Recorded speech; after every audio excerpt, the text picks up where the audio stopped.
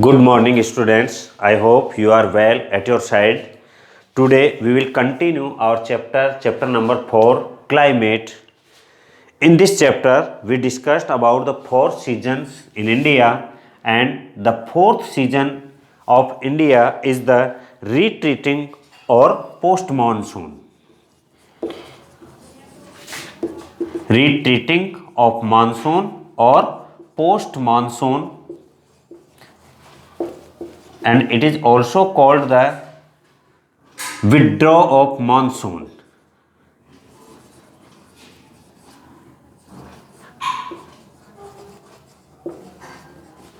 The first season is the cold weather season, second is hot weather season, summer season, third is the advancing of monsoon or arrival of the monsoon, and the fourth is the retreating of the monsoon, post monsoon, and the transition season. It is also called the transition season.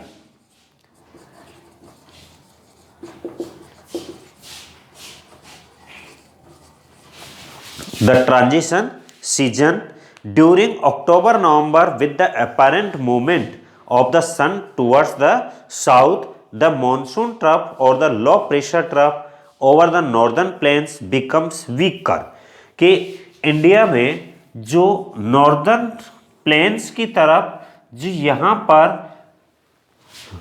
Low air pressure area था, अब धीरे धीरे जो सन की situation है वो tropic of cancer से अब ट्रॉपिक ऑफ कैप्रिकॉर्न की तरफ जाने लगा। किस मंथ में? ड्यूरिंग अक्टूबर नवंबर के मंथ में सन है, उसकी जो सिचुएशन है वो साउथ की तरफ होने लगी। तो साउथ की तरफ होने से अब यहाँ पर जो टेम्परेचर था वो टेम्परेचर धीरे धीरे लो हो गया। टेम्परेचर लो होने पर ये एयर प्रेशर हाई होने लगा, मतलब यहाँ का लो एयर प्रेशर जो था वो trough over the northern plains become weaker, अब कमजोर पड़ने लगा। कमजोर पड़ने की वजह से जो एयर थी वो विंड इस तरफ अट्रैक्ट होना बंद हो गई। उल्टा अब यहाँ क्या हुआ, अब यहाँ पर जो एयर प्रेशर लो होने लग गया, तो उसकी वजह से यहाँ एयर प्रेशर हाई हो रहा है, इधर लो हो रहा है। अब ये जो विंड है ये मूव कर रही है वहां से। This is gradually replaced by A high pressure system.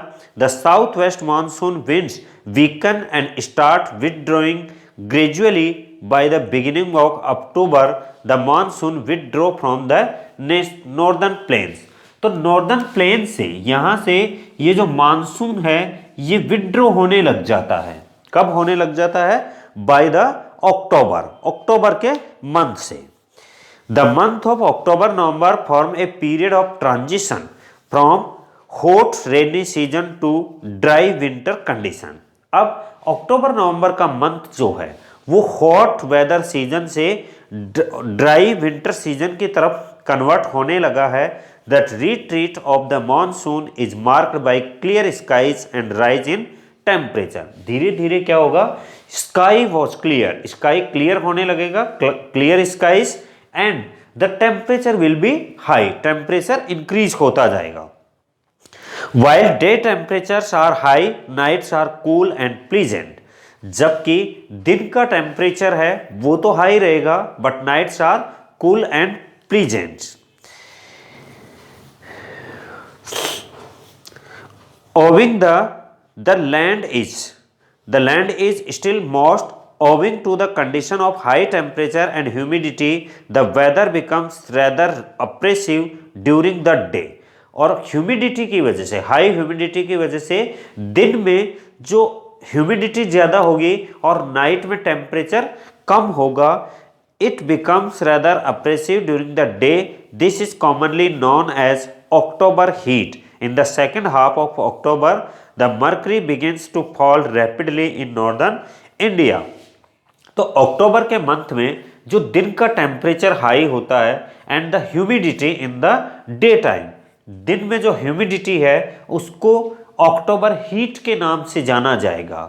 और आफ्टर द मिड अक्टूबर के बाद से temperature will be decrease rapidly, speedily, rapidly मतलब दिनों दिन रोज जो टेम्परेचर है वो डिक्रीज होता जाएगा।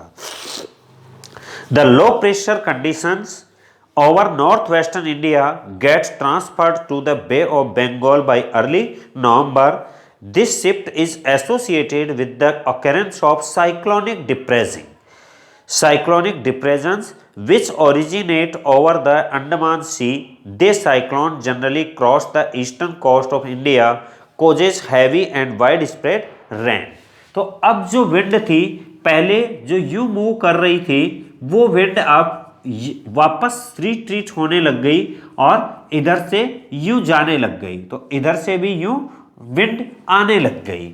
अब ये विंड जो ईस्टर्न कोस्टल प्लेन है, कोस्टल एरियाज है, वहां पर स्ट्रक होते हैं और रैपिडली मीन्स जो टेम्परेचर रैपिडली डिक्रीज हो रहा है उसकी वजह से इनकी स्पीड भी बढ़ रही है। और जब ये विंड यहाँ बे ऑफ बंगाल के ऊपर से क्रॉस होकर के आते हैं तो ये अपने साथ फिर मॉइस्चर लेकर के आते हैं और इन कोस्टल एरियाज में यहाँ पर साइक्लोनिक डिस्टर्बेंसेज तूफान आते हैं और उनकी वजह से यहाँ पे हाई रेनफॉल की वजह से में भी फ्लड अकरेंस भी होती है। Originate over the Andaman Sea, these cyclones generally cross the eastern coast of India, causes heavy and widespread rain. These tropical cyclones are often very destructive. इनको tropical cyclone भी कहते हैं and they are very destructive. Odisha, Visakhapatnam, Andhra Pradesh, इनके coastal area, Chennai, यहाँ पर ये सबसे ज़्यादा डिस्ट्रक्टिव हैं। The thickly populated deltas of the Godavari, the Krishna and the Kaveri are frequently struck by cyclones which cause great damage of life and property. इनसे यहाँ पर बहुत सारा नुकसान होता है। These cyclones arrive at the coasts of Odisha, West Bengal and Bangladesh. The bulk of the rainfall of the Coromandel coast is derived from depression and cyclones. तो नवंबर दिसंबर तक यहाँ पर रेनफॉल होती है। तो तमिलनाडु कोस्ट जो है वो एक ऐसा कोस्ट है जिसमें एडवांसिंग ऑफ द मानसून के टाइम पर भी रेनफॉल होती है और रिट्रीट ऑफ द मानसून के टाइम पर भी रेनफॉल होते हैं। मीन्स जून से लेकर के दिसंबर तक यहाँ पर रेनफॉल की सिचुएशन बनी हुई होती है। तो that is the retreat of the monsoon और back of the monsoon. Distribution of rainfall, like the vegetation, like the population, the rainfall distribution is also have a variation. Parts of western coast and northeastern India receives over about 400 centimeter of rainfall annually. ये जो western coastal area और seven sister state में north eastern states हैं यहाँ पर more than 400 centimeter rainfall occur and it's less than 60 centimeter in western Rajasthan and adjoining part of Gujarat. जबकि हम यहाँ पर बात करें तो इस एरिया में लेस देन 60%, थार डेजर्ट में 60% से भी कम रेनफॉल होती है।